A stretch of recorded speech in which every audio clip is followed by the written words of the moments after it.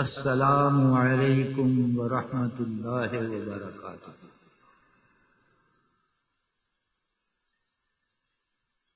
الحمد للہ وحدہ والصلاة والسلام علی من لا نبی بعدہ، فاعوذ باللہ من الشیطان الرجیم، بسم اللہ الرحمن الرحیم۔ الذین ان مکناہم فی الارض اقاموا الصلاة وآتوا الزکاة وامروا بالمعروف ونہوا عن المنکر وَلِلَّهِ عَاقِبَةُ الْأُمُورِ۔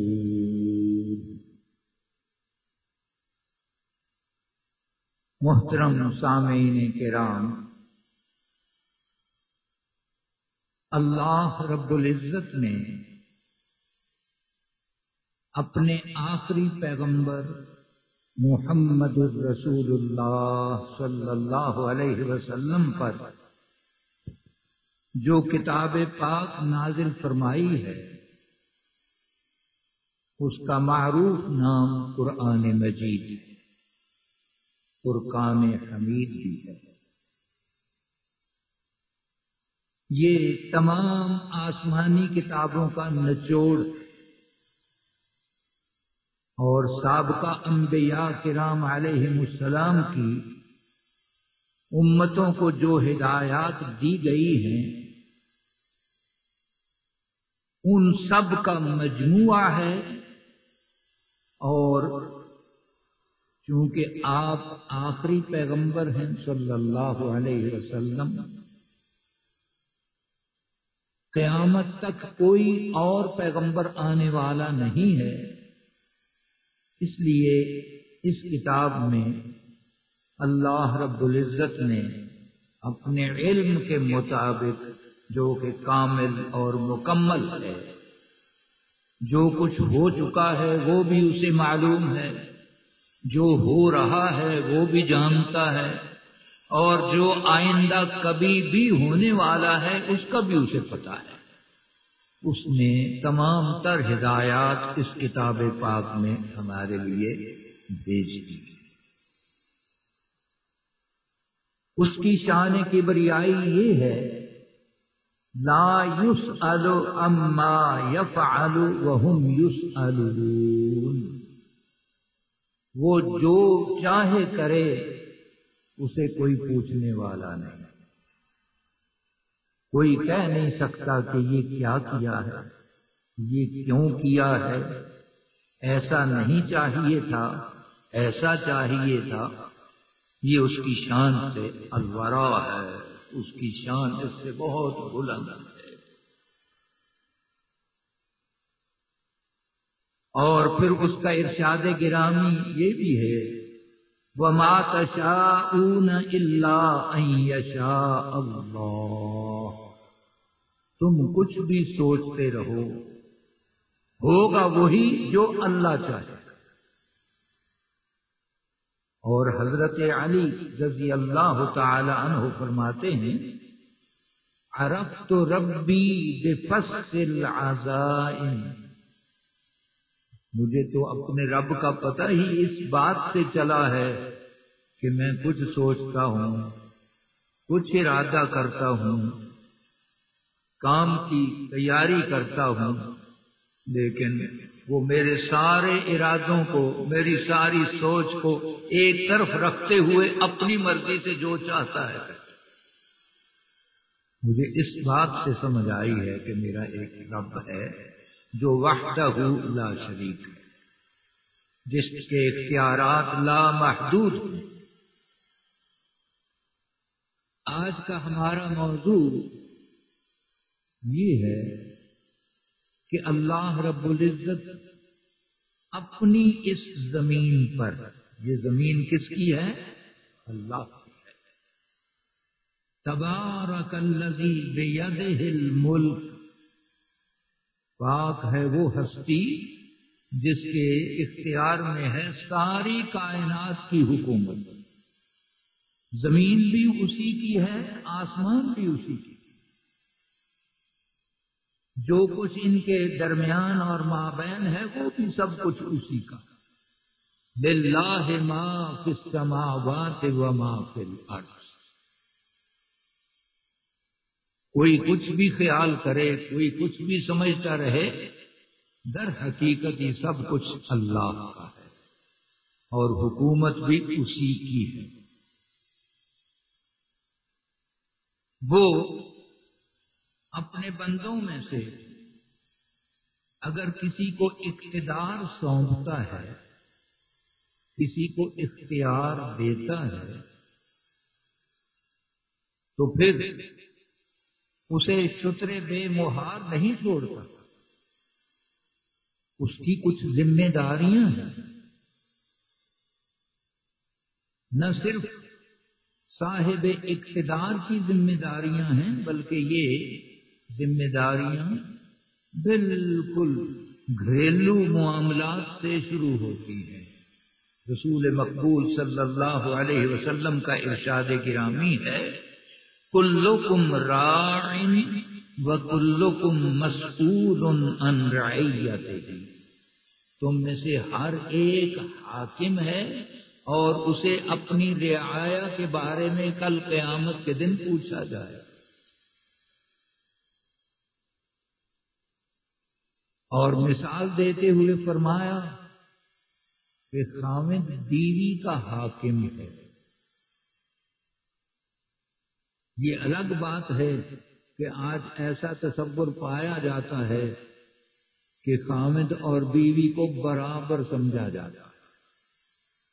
مخلوق ہونے کے اعتبار سے دونوں ایک ہی رب کے پیدا کیے ہوئے ہیں، لیکن اس نے اپنی کتاب پاک میں یہ فرما رکھا ہے، الرجال قوامون علی النساء۔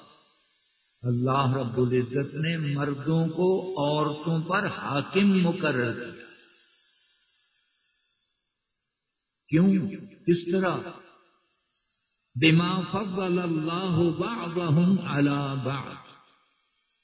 پہلی وجہ تو یہ بتائی کہ دونوں میرے پیدا کردہ ہیں، میرے بنائے ہوئے ہیں، میرے اختیارات میں یہ بات موجود ہے کہ میں جسے چاہوں دوسرے پر فضیلت دے دوں۔ میں نے مردوں کو عورتوں پر فضیلت دی ہے، ایک وجہ تو یہ بتائی۔ دوسری وجہ یہ بتائی وَبِمَا أَنفَقُوا مِنْ أَمْوَالِهِمْ۔ ساری زندگی مرد کی ذمہ داری ہے کہ وہ کما کر لائے اور بیوی پر خرچ کرے۔ فرمایا مرد حاکم ہے بیوی پر، بیوی اس کی رعایا ہے۔ اس کے بعد اللہ رب العزت کے فضل و کرم سے ان دونوں سے ایک خاندان بنتا چلا جاتا ہے۔ جب اللہ اولاد دیتا ہے، بچے دیتا ہے، تو پھر رعایا بڑھتی چلی جاتی ہے۔ فرمایا خامد حاکم ہے بیوی پر اور پھر یہ حاکم ہے اپنی اولاد پر۔ اولاد اس کی رعایا ہے۔ کل قیامت کے دن اللہ کی بارگاہ میں یہ جواب دہ ہے کہ اس نے بیوی کے حقوق پورے کیے، اس نے اولاد کی تربیت میں کوئی کمی تو نہیں چھوڑی، ان کو مسلمان بنانے میں کسی قسم کا اس نے کوئی ایسا معاملہ تو نہیں کیا کہ جہاں اس کی کمزوری ثابت ہوتی ہو۔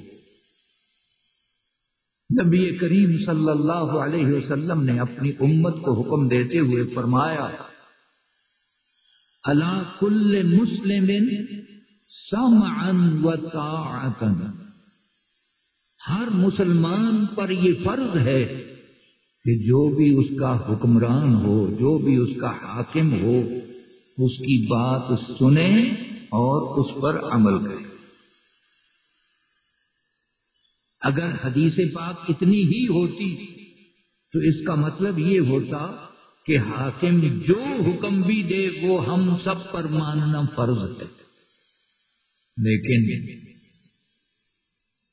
آپ نے اس کے ساتھ یہ فرمایا بما لم یؤمر بمعصیۃ، جب تک حاکم جو ہے وہ اللہ کی نافرمانی کا حکم نہیں دیتا اس کی ہر بات سنی جائے اور اس پر عمل کیا جائے۔ فَإِنْ أُمِرَ بِمَعْصِيَةٍ، اگر وہ نافرمانی کا کوئی حکم دیتا ہے، اللہ رب العزت کی نافرمانی کا حکم دیتا ہے، فَلَا سَمْعًا وَلَا طَاعَةً، پھر نہ اس کی بات سنی جائے گی نہ مانی جائے گی، کیونکہ حکم تو صرف اللہ کا ہے، حاکم تو صرف اللہ ہے۔ اور ایک بہت ہی عمدہ مثال ہمارے سامنے موجود ہے خلفائے راشدین کے دور کی۔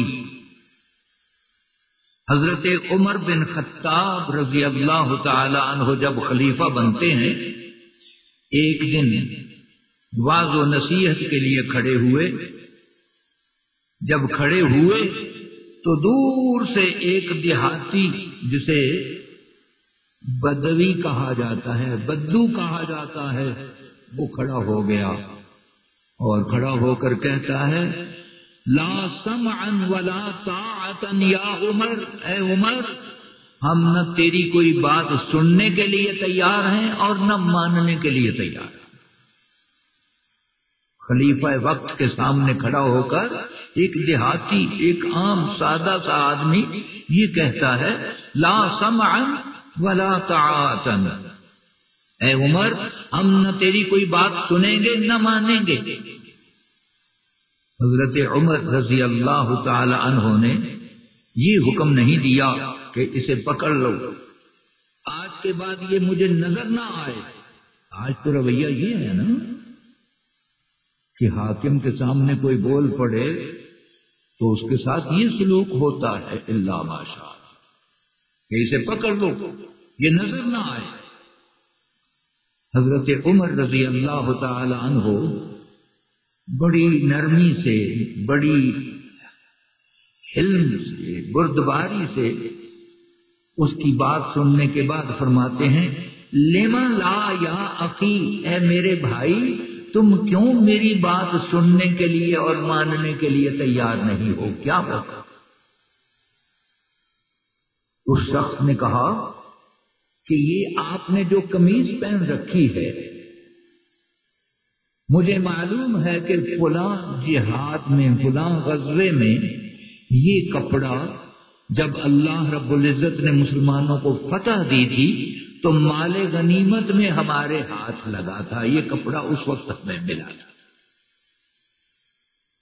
اللہ اور اس کے رسول صلی اللہ علیہ وسلم کے حکم کے مطابق مال غنیمت مجاہدین میں تقسیم ہوتا تھا۔ یہ کپڑا اس وقت مال غنیمت میں ہاتھ لگا تھا اور مجاہدین میں تقسیم ہوا تھا۔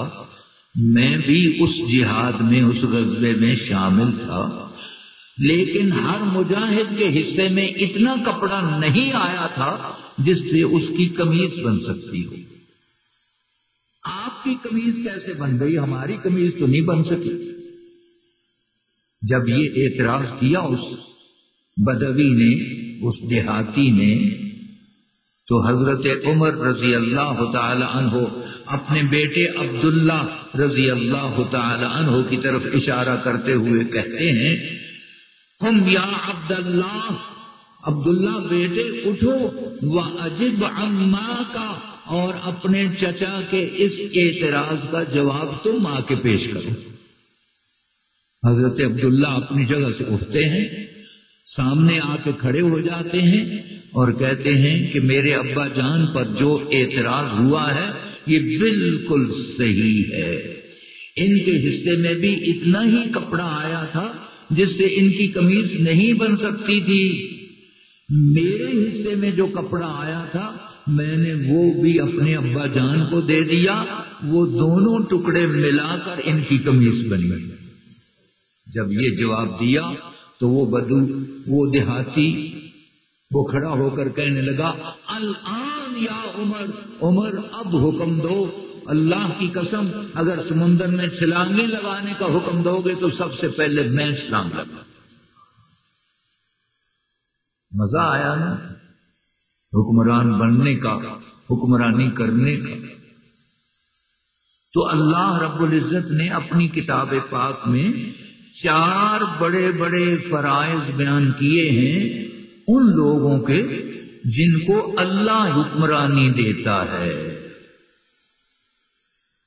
تؤتی الملک من تشاء وتنزع الملک ممن تشاء وتعز من تشاء وتذل من تشاء بیدک الخیر انک علی کل شیء قدیر۔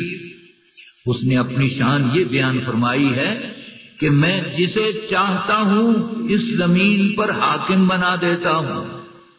تؤتی الملک من تشاء، اے اللہ تو ہی حاکم بناتا ہے، تو ہی زمین کا کوئی ٹکڑا دیتا ہے جسے چاہتا ہے۔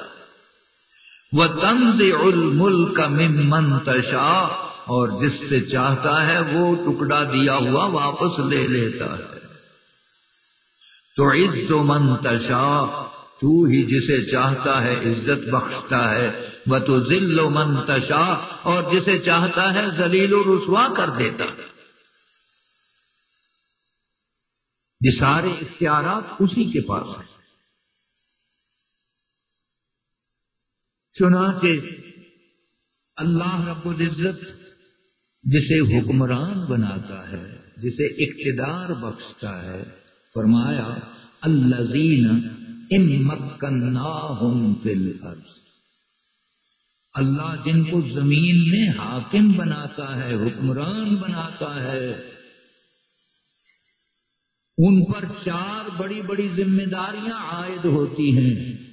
سب سے پہلی ذمہ داری حکمران کی کیا ہے؟ اقاموا الصلاۃ، کہ وہ اپنی سلطنت میں نظام نماز قائم کرے۔ یہ اس کی ذمہ داری ہے کہ اس کی سلطنت میں جتنے لوگ بستے ہیں وہ نماز پڑھتے ہیں یا نہیں پڑھتے۔ کل قیامت کے دن اس سے یہ حساب لیا جائے گا کہ تم نے نظام نماز قائم کیا تھا اپنی حکمرانی میں یا نہیں، نماز کے لیے بندوبست ہوتا تھا تیری حکمرانی میں یا نہیں، لوگ نماز پڑھتے تھے یا نہیں، یہ اس سے پوچھا جائے۔ اور نماز یہ ایسا فریضہ ہے کہ باقی احکام تو سارے اللہ رب العزت نے بذریعہ وحی زمین پر نازل فرمائے، نماز آسمانوں پہ بلا کر فرض کی۔ آج جس کی کوئی اہمیت نہیں ہمارے ذہنوں میں الا ماشاء اللہ، نماز وہ فریضہ ہے کہ آسمانوں پہ بلا کے اللہ رب العزت نے امت پر یہ فرض کی۔ معراج کی رات مختلف انبیاء سے آپ کی ملاقات ہوتی ہے، وہ بڑے اتفاق سے آپ کو ملتے ہیں۔ حضرت ابراہیم علیہ السلام کا تذکرہ حدیث کی کتابوں میں بڑی شد و مد سے موجود ہے کہ جب ان سے آپ کی ملاقات ہوئی تو بڑے اتفاق سے ملے اور فرمایا اہلاً و سہلاً و مرحباً بابنی محمدن صلی اللہ علیہ وسلم، بسم اللہ جی آیا ہوں، خوش آمدید میرے بیٹے محمد آئے صلی اللہ علیہ وسلم، کیونکہ آپ ان کی دعاؤں کا نتیجہ تھے نا۔ جب اللہ کا گھر بنانے کا حکم ملا، باپ بیٹے نے مل کر اللہ کا گھر بنایا، اس کے بعد یہ دعا فرمائی ربنا وابعث فیہم رسولا منہم، اللہ ہمیں تو نے بلایا، ہم تو دور دراز سے آئے، تیرا حکم ملا کہ میرا گھر تعمیر کرو، ہم نے وہ تعمیر کر دیا، اب تو ان لوگوں میں سے ان کے لیے رسول بھیج۔ یہ دعا تھی جو نبی کریم صلی اللہ علیہ وسلم کے لیے کی۔ میرے بیٹے محمد آئے صلی اللہ علیہ وسلم۔ بہرحال میں تفصیل میں نہیں جانا چاہتا، اسی دوران حضرت موسیٰ علیہ السلام سے ملاقات ہوئی، وہ بھی بڑے اتفاق سے ملے۔ اہلاً و سہلاً بأخی محمدن، خوش آمدید میرے بھائی محمد تشریف لائے صلی اللہ علیہ وسلم۔ خوش آمدید کہنے کے بعد پوچھا کہ اللہ کی طرف سے امت کے لیے کوئی حکم تو نہیں جاری ہوا، کوئی کام فرض تو نہیں کیا گیا؟ تو آپ نے فرمایا ہاں میرے بھائی موسیٰ، اللہ رب العزت نے میری امت پر دن اور رات میں 50 نمازیں فرض کی، 50 نماز۔ وہ کہنے لگے انی عالجت بنی اسرائیل، میں نے اپنی امت بنی اسرائیل کی بہت آزمائش کی ہے، لوگ نماز نہیں پڑھا کرتے، 50 نمازیں تو بہت زیادہ ہیں، اللہ سے کم کروا لیجئے، تعداد تھوڑی کروا لیجئے۔ آپ نے ان کے مشورے پر اللہ کی بارگاہ میں دعا کی۔ حدیث لمبی ہے، اللہ رب العزت نے آپ کے دعا کے نتیجے میں 10 نمازیں معاف کر دیں۔ موسیٰ علیہ السلام پوچھتے ہیں کیوں جی، دعا کا کوئی جواب ملا؟ فرمایا موسیٰ میرے رب نے 10 نمازیں معاف کر دی ہیں، 40 باقی ہیں۔ وہ کہنے لگے یہ بھی بہت ہیں، اور کم کرا لیجئے۔ بار بار یہ سلسلہ جاری رہا حتیٰ کہ 5 نمازیں باقی رہ گئیں۔ موسیٰ علیہ السلام اب بھی کہہ رہے ہیں کہ یہ بھی زیادہ ہیں، اور کم کرا لیجئے۔ اس وقت آپ کی زبان اقدس سے ایک ایسی بات نکلی جو اللہ کو بہت ہی پسند آ گئی۔ آپ فرماتے ہیں موسیٰ آپ کے مشورے کا شکریہ، میں اللہ کی بارگاہ میں عرض کرتا رہا، میرے اللہ نے مجھے خالی واپس نہیں لوٹایا، 50 سے 5 کر دی ہیں، اور آپ کہہ رہے ہیں یہ بھی زیادہ ہیں۔ اب تو مجھے شرم آنے لگی ہے کہ میں اپنے رب سے کیا کہوں۔ اس نے 45 معاف کر دی ہیں، 5 باقی ہیں۔ اللہ کو یہ بات اپنے حبیب کی اتنی پسند آئی صلی اللہ علیہ وسلم، فرمایا اب آپ 5 لے جائیں، جو 5 پڑھ لے گا میں اس کی 50 ہی شمار کر لوں گا۔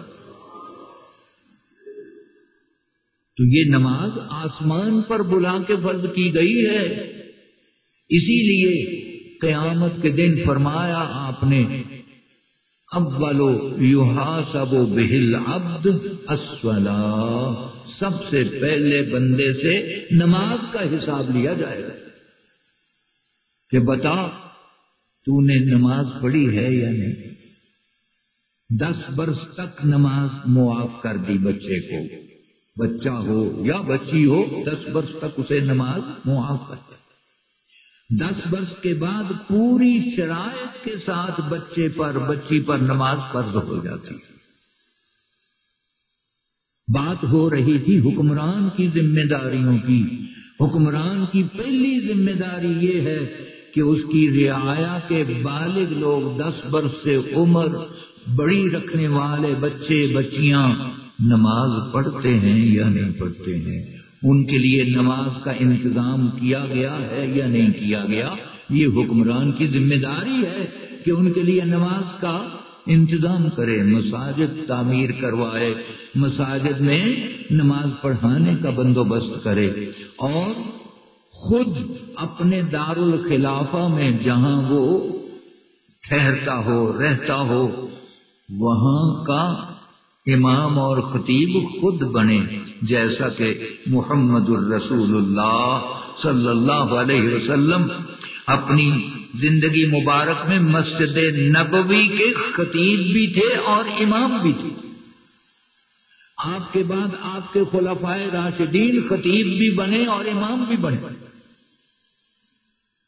اپنی پوری سلطنت میں، پوری مملکت میں حاکم کی یہ ذمہ داری ہے کہ نماز کا قیام ممکن بنائے، نماز کا قیام جو ہے اس کے لیے ہر طرح کی سہولت بہم پہنچائے، یہ پہلی ذمہ داری۔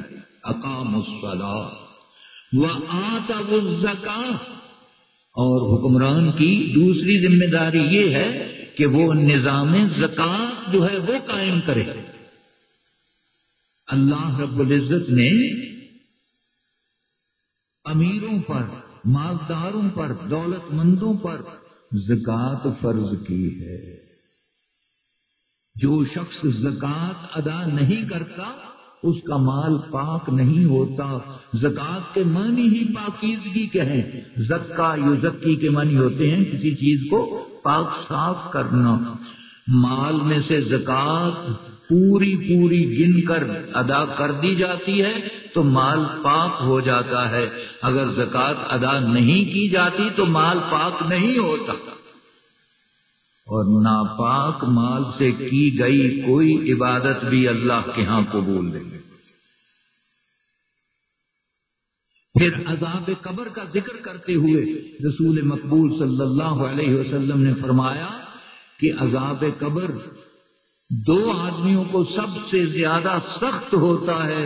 ایک تو وہ جو پیشاب کی چھینٹوں سے اپنے جسم اور اپنے کپڑوں کو بچاتا نہیں، اور دوسرا وہ شخص جو اپنا مال، اس حد تک اسے مال اللہ نے دیا ہے کہ وہ صاحب نصاب ہے، اس پر زکوٰۃ فرض ہوتی ہے، وہ اپنے مال کی زکوٰۃ ادا نہیں کرتا، اسے عذاب قبر سب سے زیادہ سخت ہوگا۔ یہ مال جس کی محبت اسے اس بات پر مجبور کرتی ہے کہ وہ خرچ نہ کرے، اللہ کی راہ میں خرچ نہ کرے، ویسے اڑاتا پھرے، برباد کرتا پھرے، فضول کاموں میں خرچ کرتا پھرے تو کوئی پرواہ نہیں۔ اللہ کی راہ میں خرچ کرنے سے جو چیز اسے روکتی ہے وہ اس مال کی محبت ہے، اس کے ساتھ پیار ہے۔ یہ مال قبر میں پہنچتے ہی 99 بچھو اور سانپ بن کر وہاں آ جائے۔ وہ سانپ اور بچھو اسے ڈسیں گے، کبھی ناک سے داخل ہو کر کان سے نکل رہے ہوں گے، کبھی آنکھ سے داخل ہو کر منہ سے نکل رہے ہوں گے، اور ساتھ ساتھ ڈستے رہیں گے۔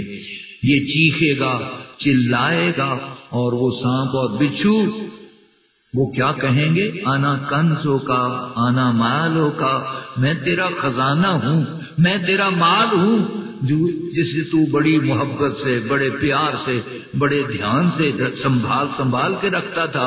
دنیا میں تو ہمارے ساتھ بڑی محبت کرتا تھا، اب ذرا ہم نے محبت کرنا شروع کی ہے تو چیخ رہا ہے، تو چلا رہا ہے۔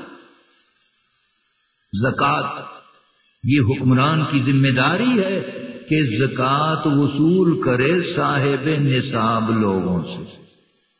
رسول اکرم صلی اللہ علیہ وسلم اپنے صحابہ کرام کی ڈیوٹی لگایا کرتے تھے کہ جاؤ تم فلاں علاقے میں چلے جاؤ، تم فلاں علاقے میں چلے جاؤ، تم فلاں علاقے میں چلے جاؤ، اور جا کے لوگوں سے زکوٰۃ وصول کر انہیں جمع کر کے یہ کہنا کہ ہم مدینہ منورہ سے آئے ہیں، ہمیں پیغمبر صلی اللہ علیہ وسلم نے بھیجا ہے تاکہ ہم زکوٰۃ وصول کریں، اور زکوٰۃ وصول کر کے مدینے کے بیت المال کو بھرنا ہمارا مقصد نہیں۔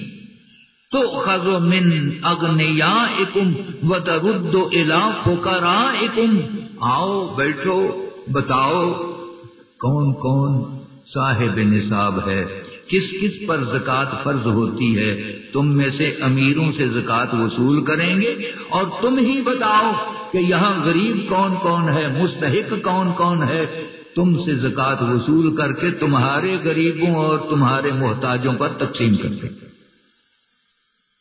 یہ نظام زکوٰۃ تھا جو محمد الرسول اللہ صلی اللہ علیہ وسلم نے قائم فرمایا۔ اگر تمہارے غریبوں کی ضرورت سے کچھ بچ جائے گا تو ہم وہ مدینہ منورہ لے جائیں گے، بیت المال میں جا کے جمع کرائیں گے، اور اگر نہیں بچے گا بلکہ ضرورت اور ہوگی تو مدینے سے لا کر تمہارے غریبوں کی ضرورت پوری کریں گے۔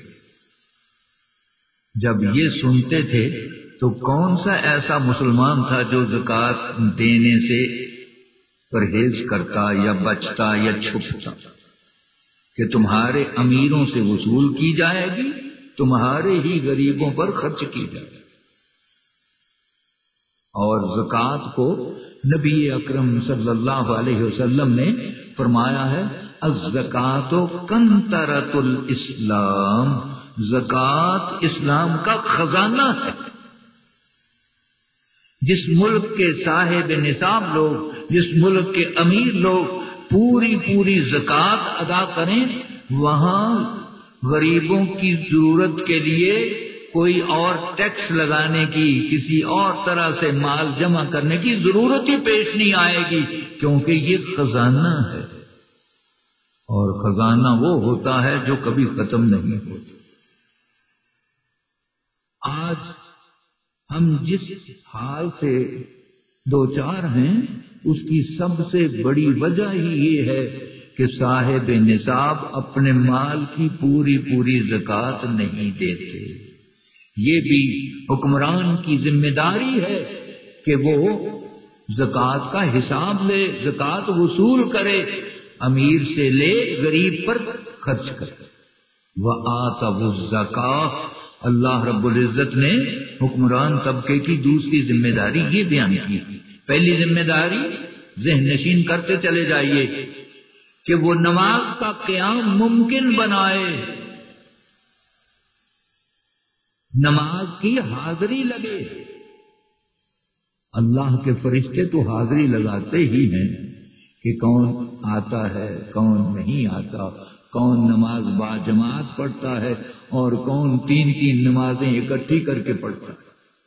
ہماری عادات کچھ ایسی ہو گئی ہیں کہ ہم نمازیں کاروبار کی وجہ سے، مصروفیات کی وجہ سے جمع کرتے رہتے ہیں، اور اگر کوئی دوست توجہ دلائے کہ یار نماز پڑھو تو کہتے ہیں پڑھ لوں گا، نماز کہیں جا رہی ہے، نماز چلی جاتی ہے۔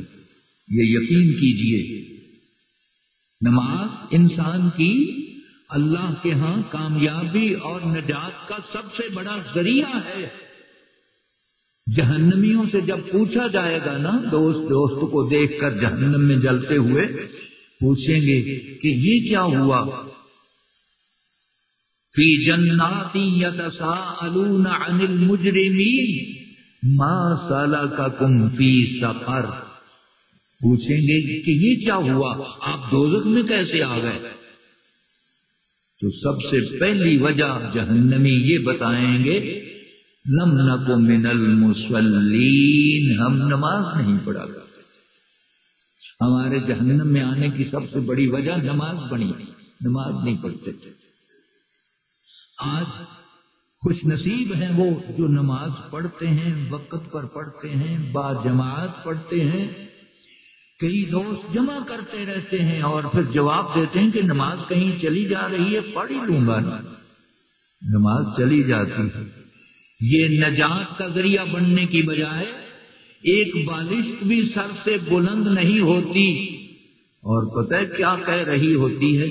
ضیعک اللہ کما ضیعتنی، اے ظالم انسان، جس طرح تو نے میرا ستیہ ناش کر دیا ہے، اللہ تیرا ستیہ ناش کر دے۔ نماز یہ بد دعا دیتے، تو جسے یہ بد دعا ملے اس کا کاروبار چل سکتا ہے، پنپ سکتا ہے، اس کی تجارت پھیل پھول سکتی ہے۔ یہ سب دھوکے ہیں جو ہم کھائے ہوئے ہیں۔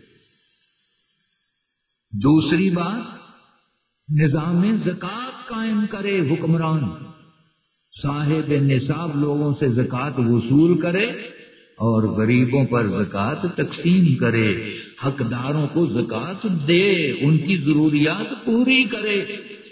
اللہ رب العزت نے مصارف زکوٰۃ قرآن میں بیان کر دیے ہیں، انما الصدقات للفقراء والمساکین والعاملین علیہا والمؤلفۃ قلوبہم وفی الرقاب والغارمین وفی سبیل اللہ وابن السبیل۔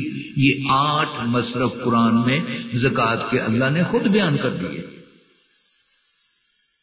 سب سے پہلا مصرف انما الصدقات للفقراء، وہ فقیروں کا ہے، فقیر مستحق ہیں۔ لیکن ہم نے تو فقیر کے معنی نہیں سمجھے کہ فقیر کسے کہا جاتا ہے۔ ہم فقیر اسے کہتے ہیں جو گلی گلی کوچا کوچا گھر گھر دکان دکان مانگتا پھرتا ہے، وہ فقیر ہے، وہ فقیر نہیں ہے۔ فقیر کون ہے شریعت کی اصطلاح میں؟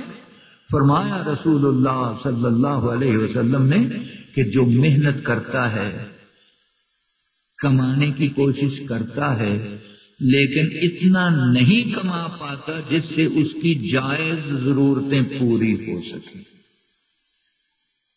وہ بال بچے پر خرچ نہیں کر سکتا کیونکہ اس کی اتنی آمدن نہیں ہے، محنت کرتا ہے، کمانے کی کوشش کرتا ہے، لیکن جائز ضرورتیں پوری نہیں ہوتی، اور پھر وہ کسی شخص کو یہ کہہ دیتا ہے کہ مجھے اس چیز کی ضرورت ہے، اگر آپ میرے ساتھ کچھ تعاون کر سکیں تو آپ کی بہتر، اللہ آپ کو جزا دے گا۔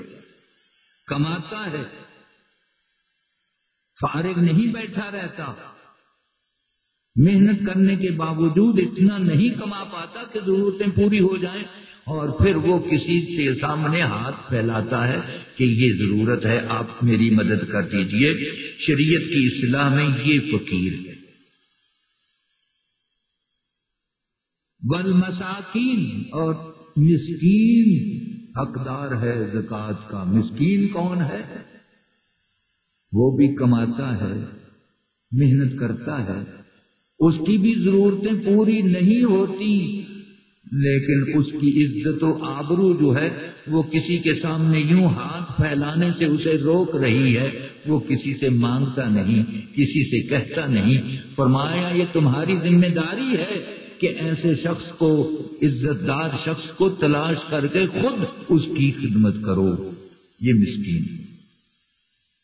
ہمارے فقیر فقیر نہیں ہیں، ہمارے مسکین مسکین نہیں ہیں، وہ خود کچھ نہیں کرتے، صرف مانگتے ہیں۔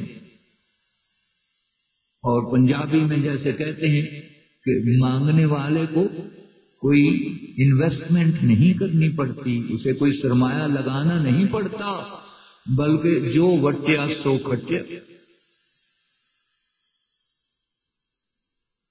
مسکین والعاملین علیہا، تیسرے نمبر پہ فرمایا کہ جو زکوٰۃ اکٹھی کرنے پر مامور کیے جائیں، جن کی ڈیوٹی لگے، ان کا جتنا وقت صرف ہو، ان کو زکوٰۃ کے مال میں سے اتنی اجرت دی جا سکتی ہے۔ اگر وہ باقاعدہ ملازم ہیں تو ان کو تنخواہ دی جا سکتی ہے زکوٰۃ میں۔ والمؤلفۃ قلوبہم، اور اگر تم محسوس کرو کہ اس شخص کا رجحان اسلام کی طرف ہے، یہ اسلام کی باتیں سن کر خوش ہوتا ہے یا بڑے غور سے سنتا ہے، تو اس کی تالیف قلبی واسطے کے لیے، اس کو قریب لانے کے لیے اس پر زکوٰۃ کا مال خرچ کیا جا سکتا ہے، تاکہ وہ مسلمانوں کو ہمدرد خیال کرے، اسلام کو ایک ایسا دین سمجھے جس میں دوسروں کی ضرورتوں کا خیال رکھا جاتا ہے، وہ اور قریب آ کر مسلمان ہو جائے۔ وَفِي الرِّقَابِ، اور اگر کوئی مقروض ہے، حقیقتاً مقروض ہے، ضرورت کے لیے اس نے کسی سے قرض لیا، لیکن اب وسائل نہیں ہیں کہ قرض واپس کر سکے، حالانکہ قرض ایک بلا ہے، اللہ ہر مسلمان کو اس سے محفوظ رکھے۔ قرض کے بارے میں فرمایا دن کے وقت تو مقروض شخص جس کا دینا ہوتا ہے اس سے نظریں نہیں ملا سکتا، مذلۃ بالنہار، جس کا دینا ہے اسے دیکھ کر شرمندہ ہو جاتا ہے، ذلیل ہو جاتا ہے۔ وسحر باللیل، اور رات ساری ادھیڑ بن میں گزر جاتی ہے کہ میں قرض کیسے ادا کروں گا، اگر اسی طرح مر گیا تو میرا کیا بنے گا۔ نبی کریم صلی اللہ علیہ وسلم تو مقروض کا جنازہ نہیں پڑھاتے تھے جب تک کہ قرض کی ادائیگی کا بندوبست نہیں ہو جاتا تھا۔ مقروض کا قرض ادا کرنے میں زکوٰۃ کا مال خرچ کیا جا سکتا ہے۔ وفی الرقاب، اس وقت تو غلام آزاد کرنے میں زکوٰۃ کا مال خرچ کیا جاتا تھا۔ قرآن چونکہ قیامت تک کے لیے آیا ہے، اب معنوں میں وسعت پیدا ہو گئی کہ اگر کوئی قرض دار ہے، مقروض ہے، تو اس کا قرض اتارنے میں مال زکوٰۃ خرچ کیا جا سکتا ہے۔ والغارمین، اور ایسا شخص جسے کوئی چٹی پڑ گئی جسے ہم کہتے ہیں، خواہ مخواہ اس کے گلے میں کوئی پھندا پڑ گیا، کسی کی ضمانت دی کہ اگر یہ پیسے نہیں دے گا تو میں دوں گا، ایسی ضمانتیں ہوتی رہتی ہیں نا، لیکن وہ ایسا شریف آدمی نکلا کہ وہ بھاگ گیا، اب ضامن کو وہ ضمانت پڑ گئی۔ اگر کوئی ایسی صورت حال بن جائے تو اس میں مال زکوٰۃ خرچ کیا جا سکتا ہے۔ والغارمین وفی سبیل اللہ، اور اللہ کی راہ میں، اور اللہ کی راہ سے مراد سب سے بڑی جہاد، مجاہدین پر مال زکوٰۃ صرف کیا جا سکتا ہے، ان کے خورد و نوش، کھانے پینے پر، ان کی سواری پر، ان کے اسلحہ پر، جو بھی ضرورت ہو مجاہدین پر صرف کیا جا سکتا ہے۔ وابن السبیل، اور مسافر پر مال زکوٰۃ خرچ کیا جا سکتا ہے۔ سفر میں ہے کوئی شخص، گھر پہنچنے کی ہمت اور طاقت نہیں رہی، پیسے خرچ ہو گئے، گھر دور ہے، ایسے مسافر پر زکوٰۃ کا مال خرچ کیا جا سکتا ہے۔ یا مال اس کا چوری ہو گیا، وہ گھر پہنچنے سے قاصر ہے، اس کو مال زکوٰۃ دے کر گھر پہنچایا جا سکتا ہے۔ بہرحال تفصیلات میں جانے کا وقت نہیں ہے۔ زکوٰۃ کا نظام قائم کرنا بھی حکمران کی ذمہ داری ہے اللہ کی طرف سے۔ تیسرے نمبر پہ فرمایا وَأَمَرُوا بِالْمَعْرُوفِ، نیکی کا حکم دے، نیکی پھیلائے، اس کو اللہ نے طاقت دی ہے، قوت دی ہے، وہ بزور بازو نیکی کا حکم دے، نیکی پھیلائے اپنی رعایا میں، نیکی کے کام جو ہیں ان پر عمل درآمد کو ممکن بنائے، یہ بھی اس کی ذمہ داریوں میں سے ایک ذمہ داری ہے۔ وَأَمَرُوا بِالْمَعْرُوفِ وَنَهَوْا عَنِ الْمُنكَرِ، اور گناہوں سے، برائیوں سے منع کرے۔ آج تو معاملہ اس کے برعکس ہے کہ نیکی کو مٹایا جا رہا ہے، گناہ کو پھیلایا جا رہا ہے۔ نیکی کو مٹایا جا رہا ہے، جو نیکی کرنے کی خواہش رکھتے ہیں ان کو بھی ایسا ہراساں کیا جا رہا ہے کہ وہ نیکی کر نہ سکیں، نیکی کر نہ پائیں۔ آپ کے ہاں بھی یقیناً ایسے واقعات ہوتے ہوں گے، ہمارے نمازی بیچارے فجر کی نماز کے لیے آتے ہیں تو ہر روز کوئی نہ کوئی شکایت کرتا ہے کہ راستے میں مجھے 2 نوجوانوں نے پکڑ لیا، پستول تان کر کہنے لگے جو کچھ ہے نکال دو۔ نیکی سے روکا جا رہا ہے۔ حکمران کی ذمہ داری نہیں کہ وہ امن قائم کرے، راستوں کو محفوظ بنائے، ایسے شریروں کو سزا دے۔ آج جرم کیوں بڑھتے چلے جا رہے ہیں؟ اس کی سب سے بڑی وجہ یہ ہے کہ کسی مجرم کو سزا نہیں ملتی۔ اللہ نے جو سزائیں مقرر کی ہیں، نعوذ باللہ ثم نعوذ باللہ، ان کو ظالمانہ سزائیں کہا جاتا ہے کہ یہ تو بڑا ظلم ہے۔ مثلا چور کا ہاتھ کاٹنے کی جو سزا اللہ نے قرآن میں بیان کی ہے، وَالسَّارِقُ فَاقْطَعُوا أَيْدِيَهُمَا نَكَالًا مِّنَ اللَّهِ، چور مرد ہو یا چور عورت ہو، اللہ فرماتے ہیں اس کا ہاتھ کاٹ دو۔ یہ اللہ کی طرف سے عبرت ہے تاکہ دیکھنے والوں کو نصیحت حاصل ہو۔ جب کٹے ہاتھوں والے مرد اور کٹے ہاتھوں والی کوئی عورت نظر آئے گی تو سب لوگ پکار اٹھیں گے کہ یہ چور ہے، اس نے چوری کی ہوگی۔ آج چوری کیوں اتنی عام ہو گئی ہے؟ کسی چور کا ہاتھ کٹتے دیکھا آپ نے؟ سنا آپ نے؟ جب مجرم کو سزا ہی نہیں ملے گی تو جرم بڑھے گا۔ پھیلے گا نا، پنپے گا نا۔ کتنا بھی سنگین سے سنگین جرم کوئی کر لے، وہ ایسے کئی طریقے اس کے پاس ہیں کہ وہ بچ جاتا ہے، چھوٹ جاتا ہے۔ عدالتیں اسے بری کر دیتی ہیں، جرم ثابت ہونے کے باوجود وہ بری ہو کر گھر چلا جاتا ہے۔ اللہ کے سامنے پیش نہیں ہوں گے یہ لوگ جو اپنی ذمہ داریوں سے اس طرح آنکھیں بند کیے ہوئے ہیں۔ انہیں اللہ کے سامنے حساب دینے کا کوئی فکر نہیں، کوئی غم نہیں۔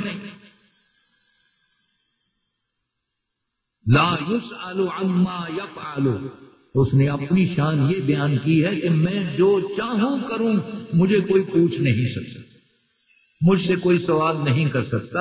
وَهُمْ يُسْأَلُونَ، لیکن لوگوں سے، تم سے پوچھا جائے گا کہ یہ کیوں کیا تھا، یہ کس لیے کیا تھا۔ نبی کریم صلی اللہ علیہ وسلم فرماتے ہیں کہ قیامت کے دن اللہ کے سامنے حساب دیتے ہوئے من نوقش فی الحساب فقد ہلاک، اللہ رب العزت نے جس سے حساب لیتے ہوئے یہ پوچھا نا، اس انداز سے سوال کیا نا، فعلت کذا و کذا ولما فعلت، تو نے یہ کام کیا، کیوں کیا؟ فرمایا جس کو لفظ کیوں سے پوچھا گیا اس کے بچنے کا کوئی امکان ہی باقی نہیں رہا، وہ ہلاک ہو گیا، برباد ہو گیا۔ تو کیا ہم نے کبھی سوچا کہ ہماری بھی کوئی ذمہ داری ہے؟ عوام سے لے کر حکمران تک سب ذمہ دار ہیں۔ کلکم راع وکلکم مسئول عن رعیتہ، تم میں سے ہر ایک حاکم ہے اور اسے اپنی رعایا کے بارے میں سوال کیا جائے گا، پوچھا جائے گا۔ ایک دن آنے والا ہے کہ ہم سب اللہ کی بارگاہ میں حاضر کیے جائیں گے، پیش کیے جائیں گے۔ کسی کا دل چاہتا ہو یا نہ چاہتا ہو، اللہ رب العزت نے کوئی گنجائش ہی نہیں چھوڑی، بلکہ فرمایا ہے واتقوا یوما، اس دن سے ڈر جاؤ، ترجعون فیہ الی اللہ، جس دن میں تمہیں اللہ کے سامنے لایا جائے گا، تمہیں آنا پڑے گا۔ حدیث میں آتا ہے کہ کوئی شخص اس دن ذرا رکے گا، ٹھہرے گا، تو اسے اپنی طرف ایک آگ کا انگارہ دوڑتا ہوا نظر آئے گا، اور وہ اس سے ڈرتا ہوا، خوف کھاتا ہوا دوڑ پڑے گا کہ اگر میں ذرا بھی اور رکا تو یہ آگ مجھے جلا ڈالے گی۔ یہ کیفیت ہوگی، اللہ کے سامنے ہم سب حاضر ہوں گے، پیش ہوں گے، ہمارے ایک ایک عمل کا حساب ہم سے لیا جائے گا۔ کاش کہ ہمیں یہ یقین آ جائے کہ ہمارا ہر عمل، ہماری ہر بات، ہمارا ہر کام لکھا جا رہا ہے۔ ہماری ایک ڈائری تیار ہو رہی ہے، کتاب زندگی مرتب ہو رہی ہے۔ دو اللہ کے کاتب اور منشی ہر وقت ہمارے کندھوں پہ بیٹھے ہوئے ہیں۔ دائیں طرف بیٹھنے والا ہماری نیکیاں لکھ رہا ہے، بائیں طرف بیٹھنے والا ہماری برائیاں اور ہمارے گناہ لکھ رہا ہے، اور ایک کتاب زندگی بن رہی ہے۔ کل قیامت کے دن ہر شخص کی ڈائری اور اس کی کتاب زندگی اس کے سامنے آ جائے گی، اور حکم ہوگا اقرأ کتابک، اپنی یہ کتاب، اپنی یہ ڈائری یہ پڑھ لے۔ کفا بنفسک اليوم علیک حسیبا، آج اسی کی روشنی میں، اسی کے مطابق تمہارا حساب ہوگا۔ اس میں سب کچھ درج ہے جو تم کرتے رہے، جو تم کر کے آئے۔